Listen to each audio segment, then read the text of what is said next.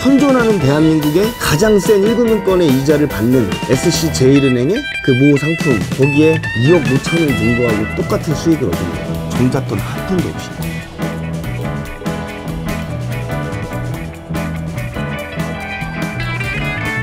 안녕하세요.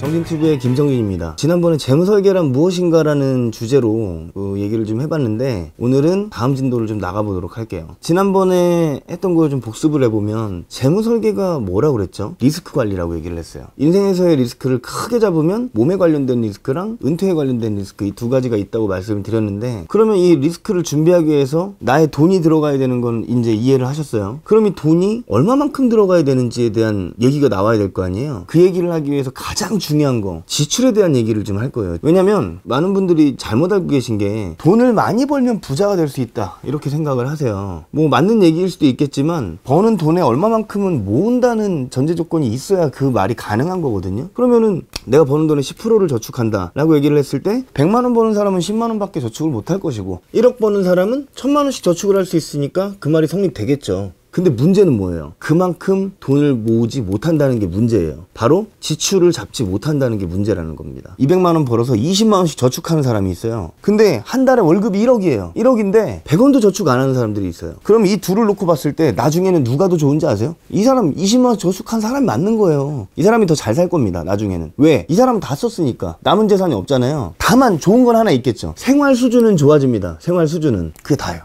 그게 다예요. 여러분들 진짜 돈 모으고 계세요? 지금? 제가 전에도 말씀드렸잖아요. 근데 대부분 사람들한테 저축하고 계시냐고 물어봐요. 그러면 뭐라고 대답하는지 아세요? 아, 요즘 너무 빠듯해. 너무 힘들어. 야, 진짜 먹고 죽을 돈도 없다. 이렇게 말씀들을 하십니다. 이대로 계속하면 큰일 납니다. 나중에 내가 진짜 쓸 돈이 없어요. 모아놓은 돈이 없으니까. 몇 년 지나서 연봉이 좀 오르면 상황이 좀 달라질 것 같으세요? 그땐 그때대로 무슨 일이 생깁니다. 그러니까 이거를 막연하게 기다리고, 아, 지금은 좀 그렇고 나중에, 이렇게 해가지고 해결될 게 아니라는 거예요. 주변에서 그런 얘기 많이 하죠. 전략해라, 아껴 써라, 돈 모아라, 저축해라. 막연하게 와닿지 않으실 거예요. 이거를 한번 생각해 볼게요. 이거를 지금 전혀 저축을 안 하고 계신 분들이 계시다면, 한 30만 원 정도씩만 지금부터 저축해 보시는 건 어때요? 아휴, 난 지금도 빠듯한데 어떻게 여기서 30을 더 줄이냐고요? 방법 가르쳐 드릴게요. 방법. 30만 원을 지금부터 저축할 수 있는 방법이 있습니다. 그냥 하세요. 그냥. 이게 방법이에요. 그냥 눈 딱 감고 30만 원 그냥 저축해버리는 거예요. 그리고 나머지 돈 가지고 생활하세요. 상상이 안 가죠? 지금에서 줄이려니까. 근데 이런 상황이 있다고 한번 생각을 해볼게요. 여러분들이 이제 어떤 회사를 다니고 있어요. 근데 전제 조건이 다른 회사로 옮길 수가 없습니다. 여러분들한테는 최고의 회사예요. 여러분들이 지금 가진 스펙으로는 지금보다 더 나은 회사를 고르기가 쉽지 않습니다. 그리고 연봉도 마찬가지고요. 근데 대표님이 전 직원을 불러 모으셨어요. 그리고서 하시는 말씀이, 아, 요즘 회사가 경기가 어렵다 보니까 회사가 정말 힘들다. 이사회에서 안건이 올라온 게 뭐냐면, 정리해고, 인원 감축에 대한 얘기가 나왔다. 근데 나는 여러분들을 어떤 한 명이라도 해고하고 싶지 않다. 책임을 통감하고 대표이사인 나부터 연봉을 줄이겠다.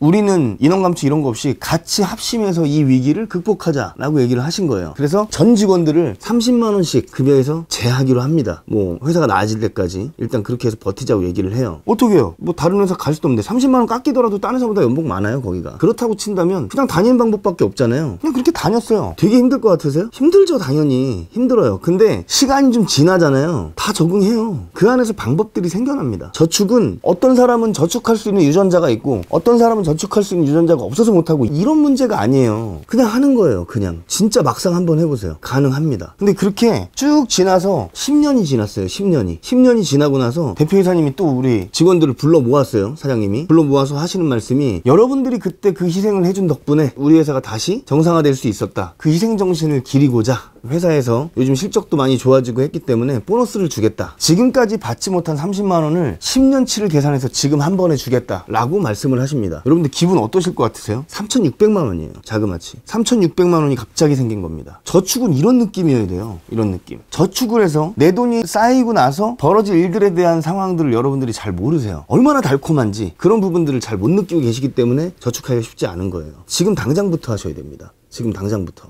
재테크네 뭐네 막 이런 책들 많이 보시죠. 관심도 많으시고. 거기 관련된 유튜브도 보시고. 근데 거기서 하나같이 하는 얘기가 있어요. 뭔지 아세요? 종잣돈에 대한 얘기입니다. 종잣돈. 종잣돈이 없으면요, 내가 뭐 재테크고 뭐고 이런 거 아무것도 할 수가 없어요. 할 수가 없어요. 재테크의 1번은요 종잣돈 만드는 거예요. 종잣돈 만드는 거의 1번은 뭐냐, 지출 줄이는 거예요. 지출 줄이는 거. 내가 갑자기 수익을 막 늘릴 수 있어요, 내 맘대로? 내가 받는 연봉이 있을 텐데. 물론 뭐 사업자를 가지신 분이나 뭐 영업하시는 분들이야 뭐 그런 게 일부 가능할 수도 있겠지만, 어쨌든 대부분 사람들이 그렇단 말이에요. 내가 수입을 늘릴 수 없다 그러면 지출을 잡아야 돼요. 매달 지출을 30만 원을 잡잖아요. 그러면 웃긴 게 뭐냐면요, 매달 월급이 30만 원 오른 거랑 똑같은 효과예요. 30만 원씩 오른다고 생각해 보세요. 그럼 1년에 360만 원이고 세전으로 따지면 400만 원이 넘는 돈이에요. 그 돈을 회사에서 올려준답니다. 기분 어떠세요? 되게 좋죠. 그날 소주 한잔 드실 거죠, 기분 좋게. 야, 내가 한 잔 살게 그러면서. 그렇게 된다니까요. 딱 간단하게 지출을 줄이면 급여가 늘어나는 거랑 똑같다, 이거를 아셔야 된다고요. 그래서 무조건 지출을 줄이셔야 됩니다. 자, 한 달에 30만 원 모아가지고 뭐가 어떻게 되겠습니까? 뭐 이렇게 생각하시죠. 잘 보세요. 계산기로 말씀드릴게요. 지금 모네타라는 사이트 들어가갖고 예금 조회를 한번 해보세요. 그럼 예금 쭉 뜨거든요. 순위가 어디가 제일 많이 주는지. 그러면 거기에서 검색해 보시면요, 1금융권에서 제일 많이 주는 데가 SC제일은행의 퍼스트 정기예금이에요. 1.7%입니다. 1.7%. 계산 한번 해볼게요. 1억을 예금을 하고 1.7%. 연이자가 얼마냐면요, 170만 원이에요. 맞죠? 아니에요. 세금 떼어야지. 이자 소득세 떼어야죠. 곱하기 15.4%를 빼야 되니까 84.6%. 그러면 얼마예요? 15.4%를 빼니까 143만 8,200원이에요. 이게 1억을 예금했을 때에 대한 이자입니다. 1년치 이자예요. 그러면은 계산해 볼게요. 30만 원씩 내가 모았어요. 지출을 줄여서 30만 원을 얻어냈습니다. 이렇게 생각하셔야죠. 30만 원씩 1년이면 얼마죠? 360만 원이죠. 그러면 얼마를 예금한 효과가 있냐면요, 자, 2억 5천을 한번 예금을 해볼게요.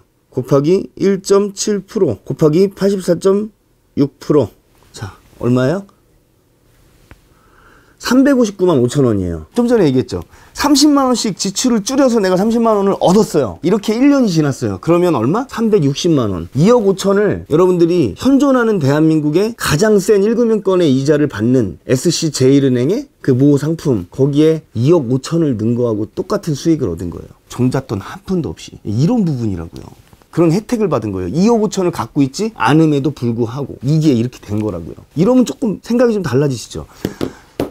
발상의 전환이 필요해요. 발상의 전환. 진짜 모으셔야 돼요. 후속편에서는 이런 것들을 좀 알려드릴 거예요. 첫 번째, 신용 등급 올리는 방법. 그리고 또 하나가 통장을 나눌 줄 아셔야 돼요. 급여 통장, 비상금 통장, 빠져나가는 통장, 뭐 세분화 시킬 수 있겠죠. 그거를 월급이 들어왔을 때 자동으로 어떻게 분배가 되고 이런 부분들도 시스템을 잡아 놓으셔야지, 안 그러면은 그냥 계획 없이 쓸 수밖에 없어요. 그래서 두 번째로는 그런 것도 말씀을 드릴 거예요. 세 번째, 대출 이자도 줄이셔야 돼요. 집담보대출 아니면 전세자금 대출, 이런 대출들 있죠. 대출 이자가 셌을 때 하셨던 분이 집담보대출 받아갖고 지금까지 내고 계신 거예요. 싼 이자들이 있어요. 그걸로 얼마든지 대환이 가능해요. 근데 그런 거 모르고서 그냥 사시는 거예요. 자동차 대출에 캐피탈이라고 딱 얘기 듣자마자 이자 세겠구나 이 생각 안 드세요? 중고차 같은 경우에는 정말 차이 많이 나거든요. 1금융권에서 할 수 있는 방법도 있어요. 알아보셔야 된다는 거예요. 거기서도 줄일 수 있는 돈이 꽤 있거든요. 이런 식으로 하나씩 잡아가셔야 돼요. 할 수 있는 게 되게 많습니다. 그래서 뭐 이런 얘기들은 뭐 오늘 다 풀 수는 없으니까, 어찌됐건 오늘 제가 얘기하고 싶은 거, 첫 번째, 재무 설계를 통해서 리스크를 줄이고 싶다면 반드시 뭘 해야 돼요? 거기에 상응한 비용을 지출을 해야 돼요. 근데 이 지출할 돈은 어디서 나오냐? 내가 버는 돈에서 뭔가 그만한 예산을 만들어내야 된단 말이에요. 근데 이 예산이 충분하지 않다면 어떻게 됩니까? 리스크를 충분히 막지 못하겠죠. 당연한 거예요, 그거는. 그러면 내가 돈을 버는 게 빠를까요? 내가 쓰는 돈을 줄이는 게 빠를까요? 수익 자체를 높이기는 쉽지 않잖아요. 가장 빠른 방법이 뭐다? 내가 쓰는 돈을 줄이는 게 가장 빠르다고요. 뭐라 그랬어요? 그냥 하라고요. 그냥